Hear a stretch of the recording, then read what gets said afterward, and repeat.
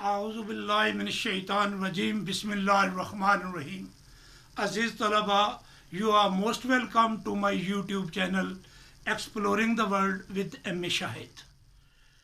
हम पिछली 10 वीडियोज़ के अंदर 10 टेंसेस एक्टिव वॉइस पढ़ चुके हैं। आज हम 11वां टेंस करने वाले हैं और ये टेंसेस जो हैं ये उन तमाम तलबा जो पाकिस्तान में या in any Urdu speaking country जहाँ वो इंग्लिश को एज कंपलसरी सब्जेक्ट पढ़ रहे हैं, इंग्लिश सीख रहे हैं, उन सब स्टूडेंट्स के लिए ये बहुत ज़रूरी है जो ग्रामर को जानना चाहते हैं। और ये टेंसेस उन तमाम लोगों के लिए भी मुफीद हैं जो इंग्लिश लैंग्वेज जानना चाहते हैं ताकि वो किसी इंग्लिश स्पीकिंग कंट्री में जाकर अपनी मुलाजमत कर सके। तो इस वजह से जो भी लोग English language as their second language जानना चाहते हैं वो तमाम अपनी ग्रामर को ठीक करने के लिए, अपने सेंटेंसेस ग्रामेटिकली करेक्ट बोलने के लिए मेरी पिछली 10 वीडियोस को भी देखें और आगे 2 वीडियोस भी आएंगी इस समेत। तो ये 12 वीडियोस के अंदर एक्टिव वॉइस टेंसेस हैं, ये मुकम्मल सीखें और इसके बाद इंशाल्लाह हम पैसिव वॉइस से शुरू करेंगे और उसके बाद नरेशन भी करेंगे। तो आइए आज के टॉपिक की तरफ चलते हैं। आज हमारा टेंस है, आज हमारा टॉपिक है, नंबर है ये 11, पास्ट परफेक्ट कंटिन्यूअस टेंस। और ये कौन से है? एक्टिव वॉइस है। अगर आपको पिछली सारी बात याद हो, बार बार मैं वो फॉर्मेशन रिपीट कर रहा हूँ, बार बार वो सेंटेंसेस रिपीट कर रहा हूँ कि किस सिचुएशन में कौन सा सेंटेंस आपने बोलना है।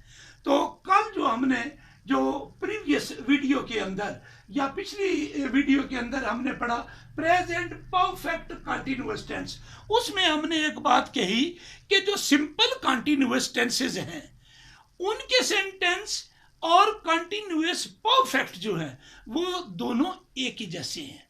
तो यहां पर भी इसके अंदर भी वही बात है, ये जो परफेक्ट है प्रेजेंट का परफेक्ट है या पास्ट का परफेक्ट है या नेक्स्ट वीडियो में हम फ्यूचर का परफेक्ट पढ़ेंगे।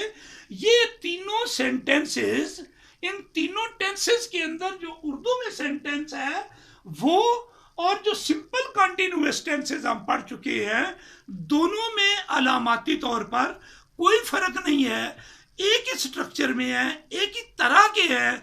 सिर्फ फर्क पड़ता है तो जब उसी सेंटेंस के अंदर जो हमारा पास्ट कंटिन्यूअस टेंस हम पीछे पढ़ चुके हैं कि वो खत लिख रहा था, कि पास्ट की बात है, एक्शन इन प्रोग्रेस है, एक्शन इन प्रोग्रेस है।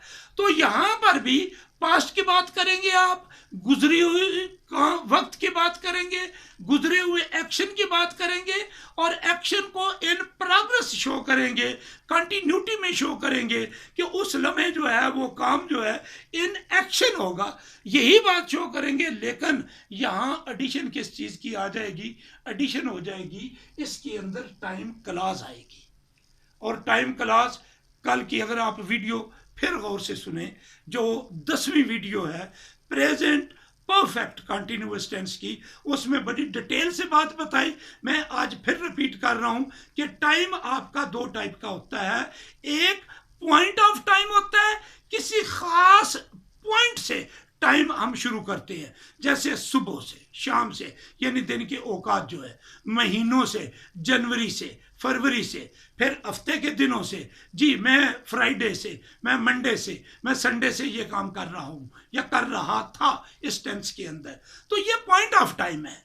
लेकिन जब हम टाइम को क्वांटाइज कर देते हैं, उसको एक पैकेट की शक्ल में कर देते हैं, तो वो फिर पीरियड ऑफ टाइम हो जाता है और उसमें क्वांटिटी बताई जाती है। 5 दिनों से, 5 घंटों से, 20 सालों से, decades, after 10 decades, after 7 decades, I have been teaching for previous 3 decades. Decades, 3 decades. तो जब भी आप क्वांटाइज करते हैं टाइम को तो वहां पर आपने फॉर यूज करना है, अदरवाइज सिंस यूज करेंगे पॉइंट ऑफ टाइम के लिए। तो आइए हम देखते हैं कि इसके अंदर 6 सेंटेंसेस जो पहले टाइप की हम लिखते हैं, जिसमें जस्ट अफर्मेशन है, आपको एक इंफॉर्मेशन दी जाती है, और इन सेंटेंसेस को जो जस्ट हम सुनते हैं और कुछ मालूमात हम हासिल कर लेते हैं, उस सेंटेंस का नाम जो है अफर्मेटिव सेंटेंस, और फिर दूसरा जो है वो फिर नेगेटिव, फिर तीसरा जो है वो इंट्रोगेटिव, चौथा जो है वो नेगेटिव इंट्रोगेटिव। हम हर 4 टाइप के अंदर 6 सेंटेंसेस उर्दू में और 6 सेंटेंस इंग्लिश में बनाना सीख रहे हैं, और इसके बाद अगर आप फर्दर प्रैक्टिस करें तो चीज़ें आप अच्छे तरीके से सीख सकते हैं। जी, ए पार्ट है अफर्मेटिव सेंटेंसेस, और 6 फिक्रे इसके अंदर हैं, 6 सब्जेक्ट हम यूज़ कर रहे हैं ताकि मुख्तलिफ सब्जेक्ट्स के अंदर फार्मूले में जो चेंज आती है उसको आप आइडेंटिफाई कर सके। जी, पहला सेंटेंस है वो सुबह से खत लिख रहा था, वो सुबह से खत लिख रही थी। ये सुबह से अगर निकल जाए, इसके अंदर ये निकाल दे तो ये परफेक्ट टेंस नहीं रह जाएगा, ये कौन सा हो जाएगा, ये सिंपल पास्ट कंटिन्यूअस टेंस हो जाएगा। सिर्फ ये टाइम क्लास निकाले तो वो वाला, टाइम क्लास डाल दे तो फिर परफेक्ट हो जाएगा। तो ये माइन्यूट सा एक डिफरेंस है जो आपने फील करना है। उसमें आपने वाज वर यूज करना है, प्रोग्रेसिव फॉर्म यूज करनी है, और यहाँ हैड बिन, और पीछे प्रेजेंट में आपने यूज किया हैव बिन, और यहाँ पर क्या यूज करेंगे, हैड बिन। तो ऑल ऑफ द 6 प्रोनाउंस हमने यहाँ पर यूज कर दिए कि मैं सुबह से खत लिख रहा था, हम सुबह से खत लिख रहे थे, आप सुबह से खत लिख रहे थे, वो सुबह से खत लिख रहे थे। ये वो जो है ये प्लूरल है दे वाला। और इनफैक्ट जो इंग्लिश में हम 6 प्रोनाउन यूज कर रहे हैं, ही शी, फिर उसके बाद आई वी, और फिर लास्ट में यू और दे। तो ये 6 जो प्रोनाउंस हैं, इनके साथ जहाँ भी चेंज आती है हेल्पिंग वर्ब की या नेचर ऑफ जो भी उसके अंदर टेंस में चेंज आएगी, तो all of the 6 pronouns we are using हर टेंस के अंदर, ताकि ज़रा भी कहीं कोई चेंज आए तो वो आइडेंटिफाई भी हो जाए और आपको पता रहे कि किस प्रोनाउन के लिए फार्मूला जो है आपने किस तरीके से इस्तेमाल करना है। तो देखते हैं जो रेगुलर हमारे पास एक चीज़ हम पढ़ रहे हैं कि इंग्लिश के तमाम सेंटेंसेस में पहले सब्जेक्ट लगाना है, फिर वर्ब लगाना है, और फिर ऑब्जेक्ट लगाना है। ये 3 चीज़ें इसी ऑर्डर में, पहले सब्जेक्ट, उसके बाद वर्ब, फिर ऑब्जेक्ट। और टेंसेस के अंदर हम क्या सीख रहे हैं, ये जो वर्ब है ये किस तरह यूज होना है, किस तरह की सिचुएशन में किस तरह यूज होना है, this is known as tenses. In fact the rules of regulation regarding speaking sentences of different times, ये रिफर करते हैं किस तरफ, किस सिचुएशन में किस तरह हम हेल्पिंग वर्ब लगाएं तो वो सिचुएशन जो है वर्ब की चेंज हो जाएगी। तो यही वो बेसिक बात है कि हम सब्जेक्ट यूज करके फिर वर्ब और फिर ऑब्जेक्ट, ये एक जनरल फार्मूला है। लेकिन जब हम वर्ब यूज करेंगे तो पर्टिकुलर सिचुएशन में पर्टिकुलर हेल्पिंग वर्ब यूज करना है। तो आइए देखते हैं इसमें फार्मूला क्या बनता है। सब्जेक्ट और उसके बाद हैड। प्रेजेंट में हैज और हैव 2 हेल्पिंग वर्ब थे, और उसका फार्मूला बताया कि हैज कहाँ यूज करना है, हैव का। लेकिन यहाँ सिंगल हेल्पिंग वर्ब है, इसका मतलब है सबके साथ यूज होगा। और उसके बाद बिन, और उसके बाद वर्ब, और वर्ब जो है वो प्रोग्रेसिव फॉर्म में आईएनजी मैंने लिख दिया, प्लस ऑब्जेक्ट और प्लस फिर सिंस या फॉर। सिंस या फॉर यूज करेंगे, और सिंस और फॉर यूज करने का क्या तरीका है, this is for point of time, ये किसके लिए होगा, पॉइंट ऑफ टाइम के लिए होगा। और जो फॉर है वो period of time, period of time, point of time and period of time. Point of time जो है वो एक पर्टिकुलर टाइम बता दिया जाता है, उससे ऑनवर्ड वो काम जो है इन प्रोग्रेस होता है, वो एक्शन इन प्रोग्रेस होता है। और पीरियड ऑफ टाइम में उसको क्वांटाइज कर दिया जाता है, ग्रुप की शक्ल में एक पैकेट सा बन जाता है टाइम का। जैसे हम कहते हैं 4 घंटे, 4 घंटे, अब 4 घंटे से वो काम कर रहा है। तो ये जो 4 जब हम कह देते हैं तो वो कोई भी टाइम जो है जो उस वक्त है उससे पीछे हमें कैलकुलेट करना पड़ेगा और वो 4 आवर्स का एक पैकेट बन जाता है, 20 सालों का एक पैकेट बन जाता है, 2 हफ्तों का एक पैकेट बन जाता है, 3 महीनों का, ये सारे पीरियड ऑफ टाइम है। और इसका सिंपल जो है पहचानने का तरीका क्या है कि टाइम जो है वो क्वांटिटी में होता है, क्वांटाइज हुआ होता है जी। सिंस और फॉर का इस्तेमाल क्लियर हो जाए तो ये सेंटेंस बनेगा he had been writing a letter since morning। क्योंकि मैंने सब में सुबह से इस्तेमाल किया है, लिहाजा ये पॉइंट ऑफ टाइम है, सब में सिंस यूज करेंगे। अगर हम यहाँ लिख देते 2 घंटों से तो फिर क्या होना था for 2 hours। तो it must be noted, it must be clear to all of you कि किस तरीके से सिंस और फॉर जो है वो चेंज होना है।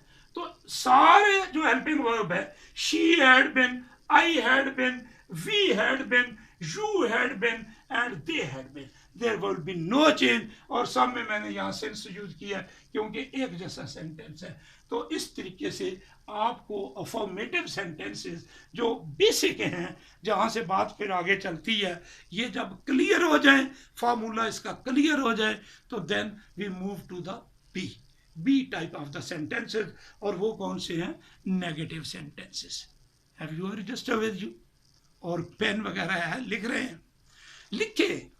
जब तक आप खुद ये लिखेंगे नहीं, ये 6 फिक्रे उर्दू में लिखे, फिर 6 फिक्रे इंग्लिश में लिखे, और लिखकर फिर आगे be adding they negative sentences, और फिर ये नेगेटिव सेंटेंस 6 नंबर रोमन में दे, 1 2 3 4 5 6, हर सेंटेंस नई लाइन पर, और तरतीब में नंबर लगाएं, और लगाकर नेगेटिव कैसे बनाएंगे? वो सुबह से खत नहीं लिख रहा था, खत के बाद एक सेंटेंस में अगर आपको पता चल जाए कि यहाँ नहीं लगाना है, तो then what will happen? You will use the same pattern, same sample for all other remaining sentences। तो जस्ट ये सीखे बात कि आप सिमेट्रिकली जब चलते हैं तो खुद ब खुद जहां पर भी उस रूल की वायोलेशन होगी वो आपको बताया जाएगा कि यहाँ पर ये रूल अप्लाई नहीं होना। अदरवाइज एक जनरल फार्मूला जो है उसको सीखना बड़ा ज़रूरी है, उससे फिर बड़ी मदद मिलती है चीज़ें सीखने में।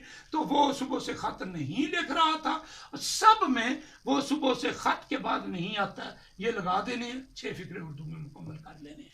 और जब इनको इंग्लिश में चेंज करेंगे, हेल्पिंग वर्ब यहाँ 2 यूज़ हो रहे हैं, एक हैड और एक साथ बिन। तो मैंने शुरू में कई दफ़ा मुख्तलिफ जगहों पर बता चुका हूँ, जब भी किसी टेंस के अंदर हेल्पिंग वर्ब यूज होता है, हेल्पिंग वर्ब यूज होता है, एक से ज्यादा हेल्पिंग वर्ब यूज हो तो पहले वाला हेल्पिंग वर्ब, और अगर एक ही हेल्पिंग वर्ब हो तो फिर वही वाला हेल्पिंग वर्ब। उस हेल्पिंग वर्ब के बाद आप नॉट लगा दें तो सेंटेंस नेगेटिव हो जाता है। लेकिन प्रेजेंट इंडेफिनिट टेंस को याद रखना है, उसके डू और डज अपने पास से लगाना पड़ता है, और डू डज लगाकर नॉट लगाते हैं तो वो फॉर्म जो है वो फर्स्ट हो जाती है। अगर एस या ई एस वहाँ लगा हुआ हो तो फिर वो एस या ई एस ख़त्म करना पड़ता है। वो उस सिर्फ प्रेजेंट कंटिन्यूअस टेंस में इस तरह की सिचुएशन बनती है, और फिर पास्ट टेंस में भी डिड नॉट अपने पास से लगाना पड़ता है, और उसी डिड को इंट्रोगेटिव फॉर्म में हम यूज़ करते हैं। लेकिन आम हालत में वहाँ हेल्पिंग वर्ब नहीं है, सेकंड फॉर्म जो है वो फिर फर्स्ट में कन्वर्ट हो जाती है। लेकिन रिमेनिंग टेंसेस के अंदर जहाँ हेल्पिंग वर्ब यूज हो, हेल्पिंग वर्ब को ही उसको के फॉलो अप में, उसके बाद में 2 लफ्ज है, एक है प्रीसीड, एक होता है फॉलो आफ्टर समथिंग।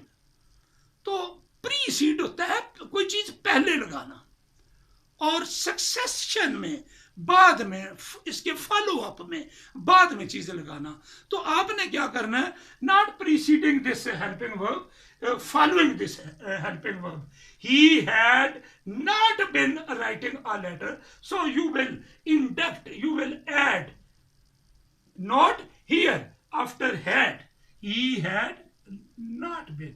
तो ये क्या होगा, not will follow had, not will follow had, had के बाद नॉट आ जाएगा, नॉट प्रीसीड। प्रीसीड के मतलब होता है कि उससे पहले, तो ये फॉलो उसको करेगा उसके बाद में। और सक्सेशन भी लफ्ज़ बोला जाता है, उसकी सक्सेशन में, उसके बाद में ये जो चीज़ एक गुजर जाए तो उसके बाद आने वाली चीज़ जो है उसको सक्सेसर भी बोलते हैं, सक्सेशन जी।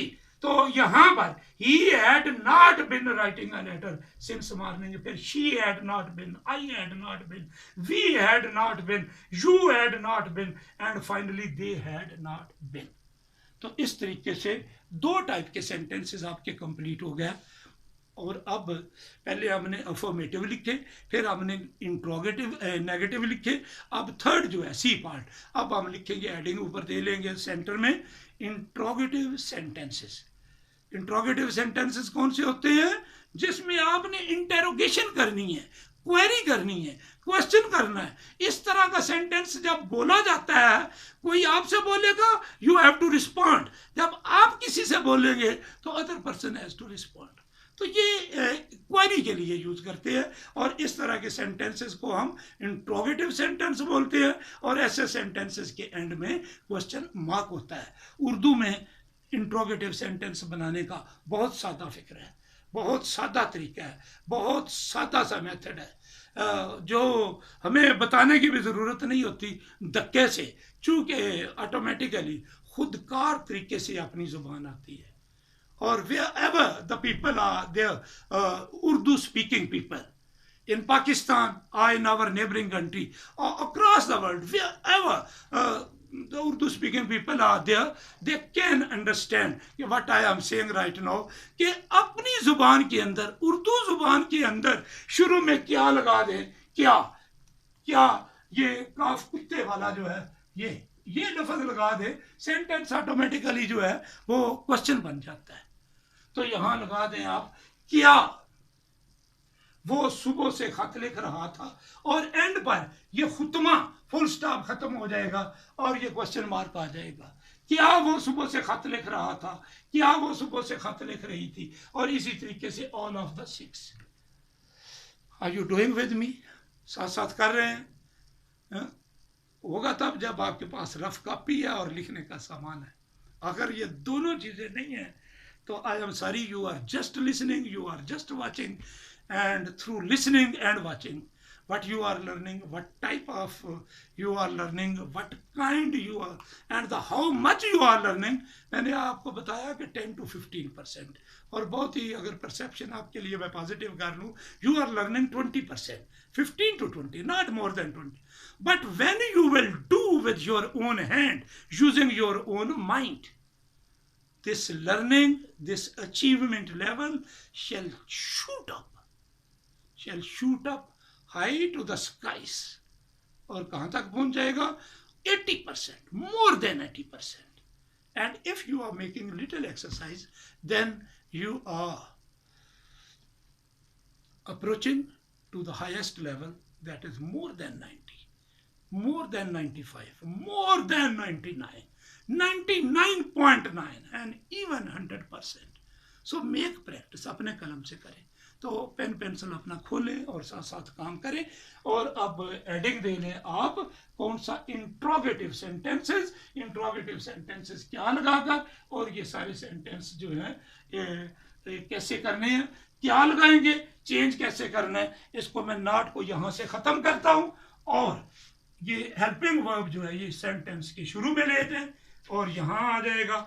हेल्पिंग वर्ब जब शुरू में आएगा तो ये एच कैपिटल हो जाएगा, और ये हेड का और ही का एच स्मॉल हो जाएगा। यूं सेंटेंस आप शुरू करेंगे, had he bin, had he बिन, और फिर आगे सेंटेंस एज इट इज, और एंड पर क्वेश्चन मार्क आ जाएगा। Had he been writing a letter since morning? Had he been writing a letter since morning? Had she been writing a letter since morning? Had I been writing a letter since morning? Had we been writing a letter since morning? Had you had you been writing a letter since morning? Had we been writing a letter? So make a practice, plenty of practice, so that your articulatory system get habit of speaking such words even without thinking. मैंने आपको driver की मिसाल दी कि जब वो training कर रहा होता है तो वो कॉन्शियसली पूरी बॉडी, इवन नई नई ड्राइविंग बंदा सीख रहा हो तो उसका पूरा जिस्म ऐसे थक सा जाता है, आसाब पूरे के पूरे, जो आपका पूरा नर्वस सिस्टम है उसके ऊपर एक प्रेशर होता है। और जो जो वो एक्सपीरियंस आपका बढ़ता है, बढ़ता जाता है, बढ़ता जाता है, फिर ड्राइविंग सीट पर कोई साथ होता है, जो भी होता है, you are enjoying, you are singing and you are talking, और ड्राइविंग जो है ऑटोमेटिकली होती जा रही है। यू नेवर थिंक अबाउट कि क्लच कब दबाना है और जो ब्रेक्स है वो कब लगा देनी है और स्टीयरिंग जो है इंडिकेटर कब करना है, ये ऑटोमेटिकली होने लग जाती है। Why? Because all of your organs, आपके आज़ा जो है, they have made habit to act accordingly as per the situation. तो जब आप लैंग्वेज की हैबिट बना लेते हैं, इतनी ज़्यादा एक्सरसाइज करते हैं, तो फिर ये सिस्टम जो है ये बगैर सोचे समझे जो है अल्फाज निकालता है। अपनी ज़ुबान में अल्फाज बड़े सिचुएशन के मुताबिक और फिट फाट तरीके से निकलते हैं। और उसकी वजह सिर्फ और सिर्फ क्या है? There is plenty of exercise, practice. और जब भी कोई लफ्ज़ अपनी ज़ुबान में भी पहली दफ़ा बोलेंगे तो वो उस तरह नहीं बोल सकेंगे जो बहुत एक्सरसाइज्ड वर्ड आप बोल रहे हैं। तो ये टेक्निक है और इस पर ढेर सारी रिसर्च हो चुकी है कि you have to make practice. आम हालत में दो प्रैक्टिस है, लिसनिंग और स्पीकिंग। लेकिन जब आप फॉर्मली काम करते हैं, लिसनिंग के साथ एक और इनपुट डाल लें, रीडिंग। ये दोनों इनपुट है और आउटपुट वो स्पीकिंग आउटपुट है, लेकिन उससे पहले एक और आउटपुट यूज करें, राइटिंग का।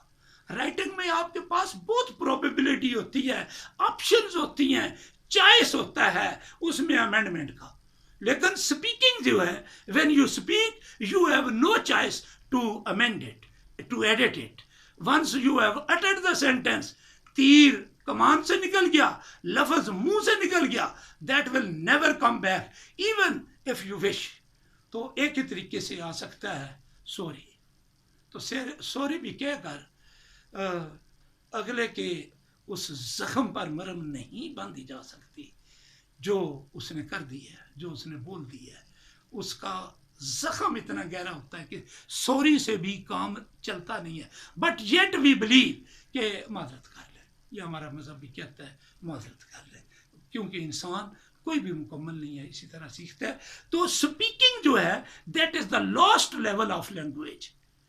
तो आप चारों टेक्निक्स को यूज करें और किस में? सेकंड लैंग्वेज में, जिसको आप सीखना चाह रहे हैं उसको टाइम दे, हर मामले में time they. Even one of my teacher said in the classroom कि आप जो जेब में पर्ची रखते हो कि मुझे आज ये काम करने हैं, मेक हैबिट कि जब आप सेकंड लैंग्वेज सीख रहे हो वो पर्ची जो जेब में है आपके, that must be in second language. हर काम को सेकंड लैंग्वेज में करना शुरू कर दे। Even your listener does not know your language, second language, speak in second language with him whether he is understanding or not. So this is the technique. उसे नहीं भी समझ आएगी फिर उसको तर्जमा करके बता दो, लेकिन आप तो अपनी प्रैक्टिस कर लेना। हाँ, तो दिस लेवल ऑफ द जुनून makes you learn. Okay, last type है डी, नेगेटिव इंट्रोगेटिव सेंटेंसेस। जो नेगेटिव सेंटेंस हुआ होता है हैड ही बिन, इसमें वो जो नेगेटिव सेंटेंस था ही हैड नॉट बिन, इस जगह पर नॉट था, हैड बाहर गया, उसका नॉट निकालेंगे तो हैड ही नॉट बिन। तो इस जगह पर नॉट लगा दे, इस जगह पर, तो ये फिर नेगेटिव इंट्रोगेटिव हो जाएगा, हैड ही नॉट बिन। और उर्दू में बनाना तो मुश्किल नहीं है। क्या वो सुबह से खत इधर नहीं लगाया था, वो नहीं दोबारा लगा दे, और ये सारे नेगेटिव हो जाएंगे, नेगेटिव इंट्रोगेटिव। और जब इनको नेगेटिव इंट्रोगेटिव को इंग्लिश में चेंज करेंगे तो सेंटेंस बनेगा had he not been writing a letter, had he not been writing a letter since morning. अब सारे सेंटेंस इधर सिर्फ चेंज आनी है, इस जगह पर ये ही, शी, आई, वी, यू, दे, ये चेंज होते जाएंगे। सिर्फ ये वाले प्रोनाउन ये चेंज होने हैं, बाकी कहीं भी कोई चेंज नहीं आएगी। तो all of the 6 sentences you will complete in this way. Had he not bin, had she not been, had I not been, had we not been, had you not been, and finally had they not been writing a letter. This way we have completed all the 4 type of the sentences of past perfect continuous. तो ये 11वां tense था। पीछे 10 videos मौजूद हैं, उनको भी बार बार देखें।